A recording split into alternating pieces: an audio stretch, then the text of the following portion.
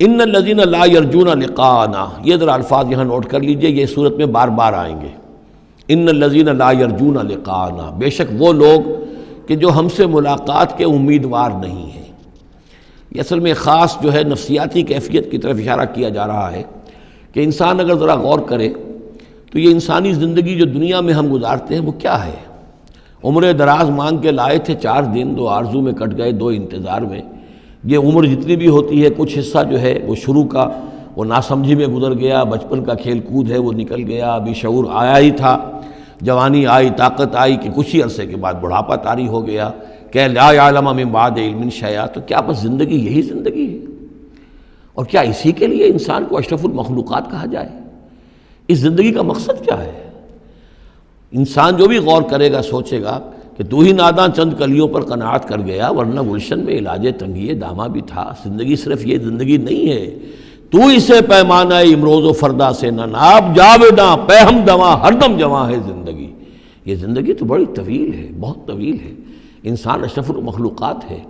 یہ تو عارضی سا ایک وقفہ ہے، اللہ تعالیٰ نے ہمارا امتحان لینے کے لیے خلق الموت والحیاۃ لیبلوکم ایکم احسن عملا۔ اصل زندگی جو ہے وہ تو بڑی طویل ہے۔ اصل زندگی وہ ہے، ان الدار الآخرۃ لہی الحیوان لو کانوا یعلمون۔ اصل میں تو آخرت کا گھر جو ہے وہ ہے اصل زندگی، کاش کہ انہیں معلوم ہوتا۔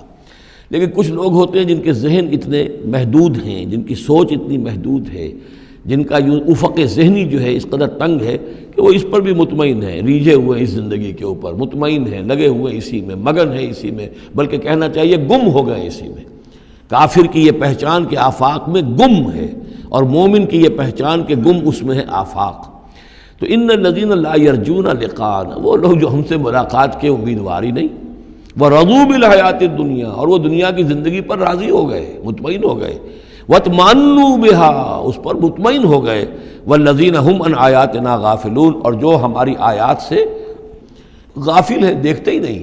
کھول آنکھ، زمین دیکھ، فلک دیکھ، فضا دیکھ، کس کو موقع ملتا ہے؟ نہ زمین دیکھنے کا، فلک دیکھنے کا، فضا دیکھنے کا۔ آدمی اپنے چکروں میں، اپنے ہی معاش کے دھندوں کے اندر اس طریقے سے مصروف ہوتا ہے کہ آفاقی یا انفسی آیات کی طرف توجہ کرنے کا وقت ہی نہیں ملتا۔ اولئک مأواہم النار، یہ وہ لوگ ہیں کہ جن کا ٹھکانہ آگ ہے۔ بما کانوا یکسبون، اس اپنی کمائی کی بدولت کی جو وہ کر رہے ہیں۔ ظاہر بات ہے کہ جب نہ اللہ کی طرف دھیان ہے، نہ آخرت کا دھیان ہے، تو پھر کیا کریں گے؟ بابر بیش کوش کے عالم دوبارہ نہیں۔ حلال سے، حرام سے، جائز سے، ناجائز سے، جس طرح بھی کوئی جھوٹی مسرت حاصل کی جا سکے، کوئی عارضی سی خوشی حاصل کی جا سکے، کوئی دل کو بہلانے کے لیے کوئی کھلونے حاصل کیے جا سکے، آدمی اسی میں لگا رہے گا۔